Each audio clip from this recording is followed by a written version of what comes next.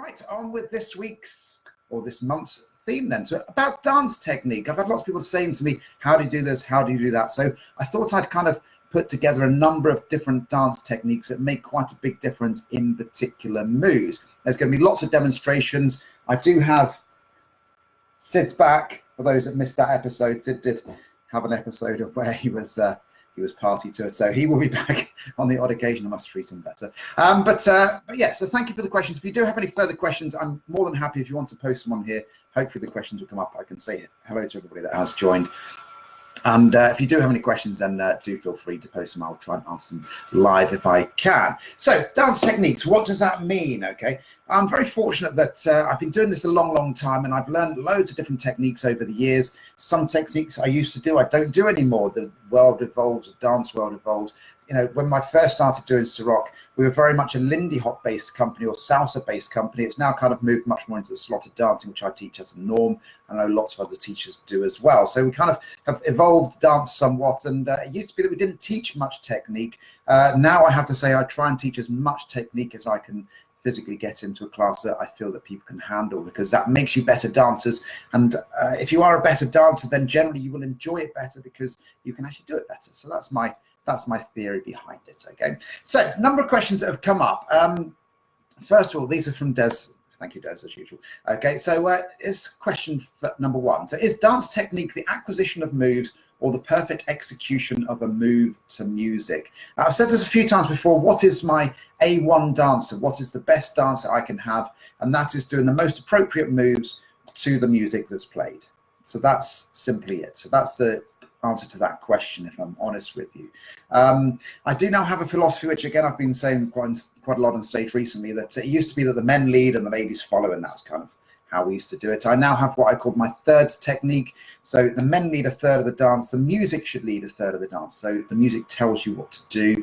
And ladies, you should input to about a third of the dance if you possibly can.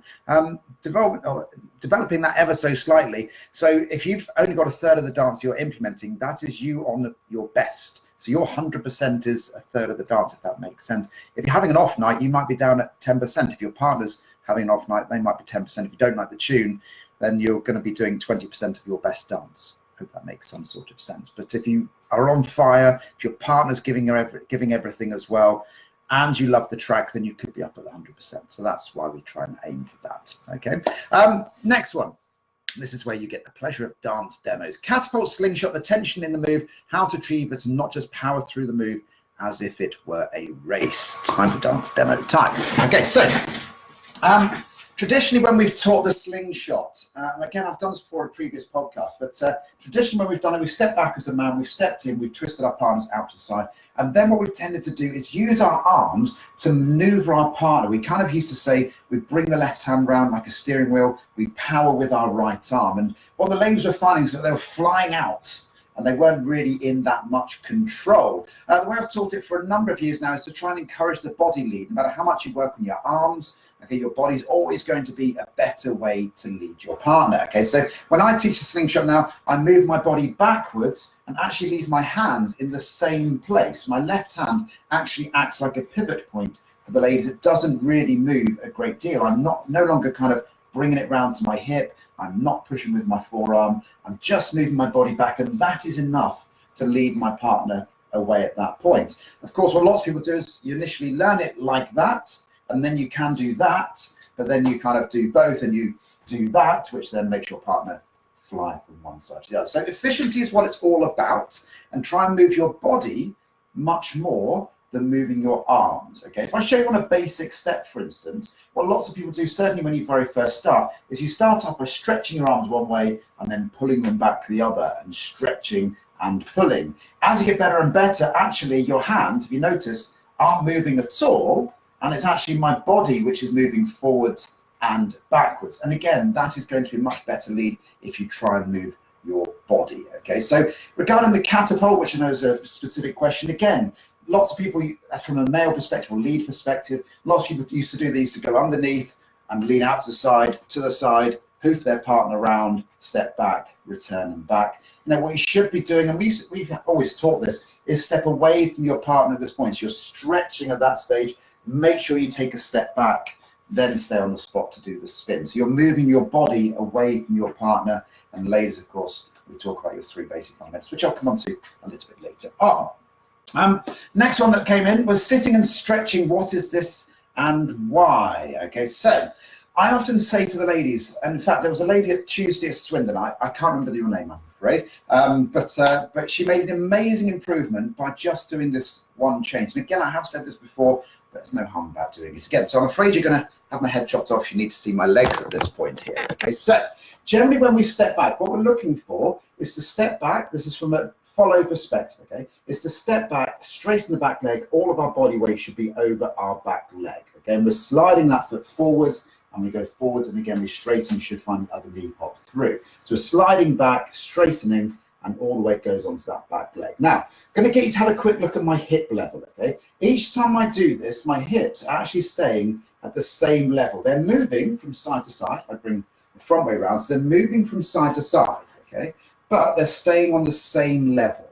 Right now, if I show you what happens when you sit down as a lady, and lots of ladies have what we call a bent leg at the back. Okay, so if you sit down, then your hip level goes down. Okay, and again, you can come forwards and have a beautiful straight leg. You settle back and you sit, but it means that your weight is going down. Okay, now what that means, if I bring you back up, I'm afraid to see me again.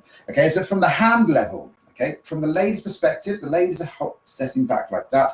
If you have a straight leg, your hand effectively will stay at the same level. If you're sitting back and sinking down at this point here, then you will effectively be pulling down on the man's hand, and that will make you a heavier follow.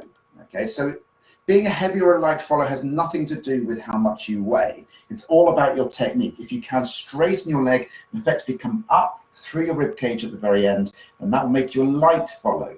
If you are sinking down and bending your back leg, even if you are getting all your weight backwards, that will make you a heavy follow, okay, because all your weight is going down at that point there. So always try straightening the back leg, okay? So that's that particular question, which is always good. Another thing I really do go on about quite a lot. I know my class often say, please be quiet, but I do like to get this bit in there. And again, it makes a massive difference. It's again, for the follow, it's just about stepping back, okay? I generally try and teach the ladies as much as I try and teach the men these days I possibly can, okay? So again, going to get the pleasure of my feet. Okay, so I often talk about superimposed clock face down on the floor, 12 o'clock being in front of you, 6 o'clock being behind you. And what I always say to the ladies is stepping back with your right foot, it's always the right one, is to step back to what we call 6 o'clock, okay? Now what that means is that you will step back again, that straight back leg all the way over the back leg, okay? When you step back to 6 o'clock, it means your natural progression is going to go straight forwards, which when we're doing our slotted dancing, which we always teach these days, okay, is that you will be going forwards and backwards in that straight line. If, however, you step to 4 o'clock, your natural tendency is then going to be going off to the side, okay, which then makes it much more difficult to do much more complex moves. So going back to 6 o'clock is really key, and that is quite simple to do when we are just doing a simple step back, okay? However, when you then put a turn into it, that does make it much more difficult. So ladies, what you've got to make sure you do is when you're doing your return, okay, as you do your turn to start, you come round, make sure you come all the way around and go back to 6 o'clock. The tendency is what lots of ladies do. Again, if I show you with my feet, you may recognize this. Follow, okay, so as you come round, lots of ladies step out to the side, but that means that you're going to then go off to the other side, okay? If as you do your turn, you come round and go back to 6 o'clock, your next step is always going to be straight forwards. That then makes it easier for you to follow the more complex moves, okay? But getting the basics right to start with is always very, very important. Okay, so and that's all to do with dance weight. I know again a question that Des had was what should followers do to alter their dance weight? It's all about straighten the back leg, get the weight back at 6 o'clock. That will then make your returns easier. If you do find you're going off balance, remember the basic principle. Again, sorry for the feet. Okay, and that is if you have your feet apart when you're doing your turn, you will rock from side to side. That will make you less stable. And if you have your feet together and you do your turn, that will actually make you more stable, but it's kind of counterintuitive. Okay, so there's those bits and pieces there. All right, I've had a number of questions that people have asked me recently of why do we do slotted dancing. I still love the phrase that people say we do slotted dancing in the class because it makes it easier to learn, and we are in the class. However, when we go into freestyle, you can do what you want. Of course, you can do what you want. It's your time, it's your freestyle. However, if you want to do good moves and better moves, you will need to do them slotted dancing, or the majority of them anyway, because that then makes it easier. The ladies know where they're going, the men know where they're going as well. Why do we do slotted dancing, okay? And how do we do slotted dancing? Most of the time that people don't do slotted dancing is purely from actually doing a turn and a spin, okay? So if, ladies, you go back to that 4 o'clock that I was discussing a minute ago, or even 5 o'clock, then chances are is that when you do your return, is that you're going to end up doing quarter of a turn and end up facing a different direction. Then the men kind of get into that habit as well, and they shift across too. So ladies, if you go back to 6 o'clock, it means that your return will be on the spot. You're then facing back down the same train tracks, centre lane motorway, or tightrope that we often talk about, okay? But men, what do we need to do to help the ladies in slotted dancing? Basically get out of the way. So here comes Sid, just very quickly, okay? Sid's gonna face me because he's now my follow partner. Hello, Sid. Right now, if I'm stepping back and I'm on my centre lane of my motorway, okay, then Sid knows that he is going to stay on the slot, okay, but he's going to stay centre and he's not going to go anywhere at all, okay. If, however, when I step back, I get out of the way, then Sid all of a sudden, he can go, woohoo, off he goes, and he can get to the other side, because that's what we talk about for the ladies, getting from one side to the other. Again, likewise, if I go into the fast lane, as I call it, then again, Sid can carry on through that way. Must get a different demonstrator one day. All right, but if I'm staying on the spot, then Sid will think, if he's doing a turn, for instance, he's going to turn on the spot.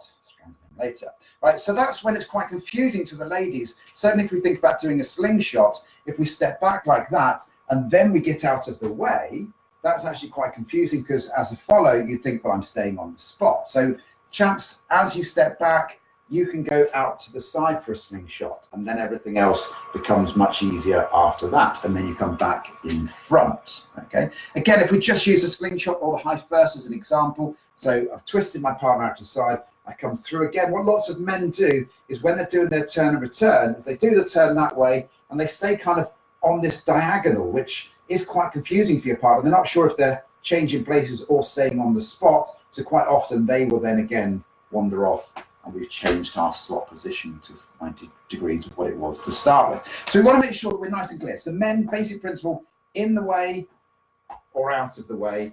When you come out of the way, you can be side on or angled on, either is fine, as long as you are clear to your partner, okay? So that's that little bit for that, okay? Again, something which was asked about doing a sway and a catapult and all of those types of moves is that when you're away from your partner, the last thing you want to be doing is pulling at all. So at no stage should we be pulling. Hand, it goes up and down. We've been teaching that for a number of years, okay? But on a sway, what lots of people do is they get, or lots of leads do, is they kind of get stuck on the spot and they lead their partner in like this. And they are kind of transferring the weight a little bit forwards, but they're mainly just pulling with their arm. Again, on the sway, what I'm looking to do as a lead is I step forwards and I'm actually just lowering my hand down. And because I've moved my body forwards, that makes it easier to then step forwards, and then for the ladies to then follow, okay? So always move your body and your arm simultaneously. That's the key part behind that, okay? A couple other quick bits I'm going to put in. One of those is about neck tucks. Lots of ladies hate neck tucks. I get that. I know I taught a body roll at Chippenham on Wednesday.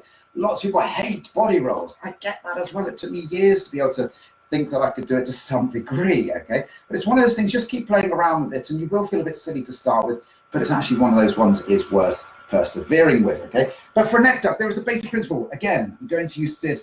He's kind of got an arm and a shoulder to some degree, okay? Now, the basic principle is that the higher up the neck you are, okay, or higher up the shoulder, I should say, okay, so up to this point here, try never to lead on the neck, that's horrible, okay, but the higher up the shoulder you are, the less momentum you're going to lose from your partner. Okay, so if I wanted to lead my partner in and I want them to keep turning, okay, for a neck tuck, then I will place the hand quite high up on the neck, the ladies will keep turning around, and then at the very last second, we'll talk about the ladies part in a minute, they can then duck under and then come through, but they'll continue their momentum going from one side to the other, okay? If I want my partner to stop, so for instance, if we do a side lean or something like that, I'll actually place on the outside of the shoulder, so much lower down, so sort of come around. So this sort of area here rather than up here. And this effectively, as I'm leading my partner around, will stop their momentum on the spot, and then that will make it much easier for them to then stay stationary. So if I want my partner to have momentum, I'll do it higher up the shoulder. If I want them to have less momentum, I'll do it lower down the arm, okay? And if you want them to stay dead on the spot, you literally hook underneath the elbow, okay? So that's the basic principle behind that on neck ducks. Ladies, from your perspective, again, I see this quite a lot. Hello, Izzy. So my daughter and son are currently out in Spain. They've just said hello on the podcast. Very nice. So on a neck duck, what lots and lots of ladies do, they think that a neck duck's coming along, and then they kind of sink down and duck their head, and then they wander around like this, again, then wonder why they stand up and they are feeling very, very dizzy, okay? So ladies, what you're looking to do is you don't know it's coming up, or you shouldn't know it's coming up. So you keep your head upright at all times. When you feel the man's arm in the back of your neck and not before, all you're looking to do, ladies, is chin to chest, okay? If you are of a much taller variety and the men are not quite so tall, you may need to slightly bend your knees, but don't bend from the hips, okay? So keep upright as much as you can, and you're just bringing your chin to your chest, okay? If you are a shorter lady with a taller man, that should obviously be much, much easier, okay? But we're looking to make sure as you do the neck duck, leave it to the last second. You don't know it's coming up, and the later you leave it, the more effective it actually looks as well, okay? So that's the main thing for the ladies on neck ducks. Two more bits. I'm running out of time very quickly. It's going very quick, okay? And that is mambo arms. There's a number of moves. We do a neck break mambo where we end up stepping forwards and backwards.